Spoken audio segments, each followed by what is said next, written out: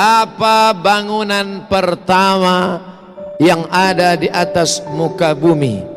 Maka Allah memberikan jawaban dalam Al-Quran, inna awwala baitin wudi'a lin-nasi lalladzi bi Bakkata mubaraka. Bangunan pertama yang ada di atas muka bumi adalah bangunan yang ada di kota Bakkah, nama lainnya Makkah, nama lainnya Ummul Qura. Itu adalah Al-Masjidul Haram. Kemudian Nabi SAW ditanya, apa bangunan kedua di atas muka bumi? Bangunan kedua yang ada di atas muka bumi adalah Al-Baitul Muqaddas, nama lainnya adalah Baitul Maqdis, yaitu yang ada di Palestina. Allah berfirman dalam Al-Quran, subhanalladzi asra bi'abdihi laylan minal masjidil haram, di kota Makkah Al-Mukarramah, ilal masjidil aqsa yang ada di Palestina. 13 tahun lamanya di kota Makkah Al-Mukarramah, Nabi tidak ada membangun masjid. Tapi ketika pindah di Yathrib, 8 hari 8 malam, perjalanan panjang mengendarai unta, panas terik, sampailah dia bersama Sayyidina Abu Bakar ini Siddiq ke sebuah negeri bernama Quba. Nabi sampai hari Senin, Nabi menginap di Quba 4 hari 4 malam. Malam Selasa, malam Rabu, malam Kamis, malam Jumat. Selama 4 malam itu berdiri satu masjid. Itulah masjid pertama yang didirikan di luar kota Makkah Al-Mukarramah setelah Masjidil Aqsa di Palestina. Masjid yang pertama adalah Masjid Quba. Bangunan pertama yang didirikan di atas muka bumi, masjid. Bangunan pertama yang dibuat setelah pindah, masjid. Dan bangunan pertama yang mendatangkan barakah adalah masjid. Oleh sebab itu kalau kantor ingin berkah, komplek perkantoran, hendaklah yang pertama dibangun masjid. Oleh sebab itu sultan-sultan Melayu ketika mereka mulai menambatkan perahunya di sebuah pantai, yang pertama mereka dirikan adalah masjid. Hari ini kita melihat sejarah-sejarah, mana istana hancur, dipukul ombak, dihempas gelombang, dimakan rayap, lekang karena panas, lapuk karena hujan, tapi masjid masih tetap tegak berdiri. Ini pelajaran penting. Manusia akan mati, dimakan cacing tanah, tapi yang kekal abadi adalah masjid. Menunjukkan orang Islam mesti kaya raya, karena yang bisa membangun masjid hanya orang kaya, yang kaya dengan hartanya.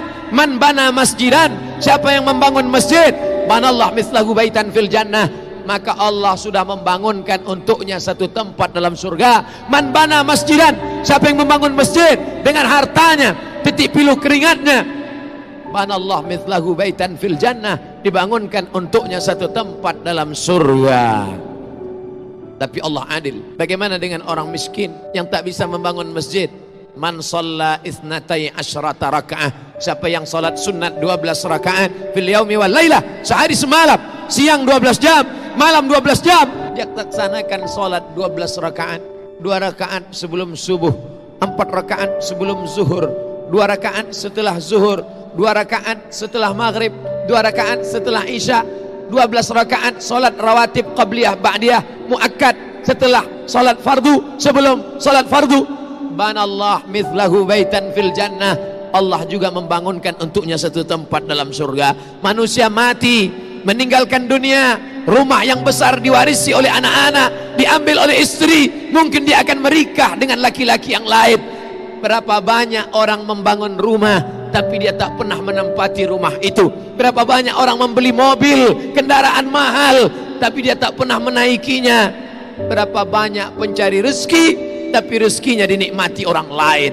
Perlu dipikirkan sejenak. At-tafakkur sa'ah, berpikir sesaat, khairum min qiyami lailah, lebih baik daripada beribadah sepanjang malam. Orang beriman berpikir sesaat. Yang hari ini beribadah, banyak ibadahnya, khusyuk dia, tapi setelah mati akan putus. Idza matal insan, dalam Sahih Muslim, idza matal insan, kalau manusia mati, inqata'a, putus amalnya. Tapi ada yang tetap mengalir, shadaqatun jariyah, tanah yang pernah dia wakafkan untuk masjid. Yang tak sanggup memberikan tanah, semen, yang tak sanggup berikan semen, batu bata, pasir, kerikil, sekecil apapun kontribusi kita akan ditunjukkan Allah. Faman ya'mal mithqala dzarratin khairan yarah. Sebesar biji sawi pun akan ditunjukkan di hadapan Allah Subhanahu wa taala. Yang bisa dengan hartanya, pakai hartamu. Tapi ada orang yang tak punya harta, tapi dia juga punya kontribusi terhadap masjid. Siapa itu? Orang yang dititipkan Allah jabatan, amanah, kekuasaan. Pakailah untuk menegakkan agama Allah. Agama Allah tidak perlu dibela, Allah tidak perlu ditolong. Huwal aziz, Allah maha perkasa. Huwal jabbar, Allah maha kuasa. Kita mendirikan masjid bukan untuk menolong Allah. Andai kita punya jabatan, tak pernah sekalipun dipakai untuk menolong Allah. Allah tidak perlu kita. Allah maha perkasa, Allah maha kuasa. Kita menolong agama Allah hakikatnya untuk menolong diri kita. Intan surullah, kalau kau tolong agama Allah, yansurkum, Allah akan menolong kamu. Pada saat kaki tidak dapat tegak berdiri, tak ada yang bisa menolong. Yauma yafirrul mar'u min akhihi, orang akan lari dari saudara kandungnya. Wa ummihi wa abi, lari dari ibunya, lari dari ayahnya.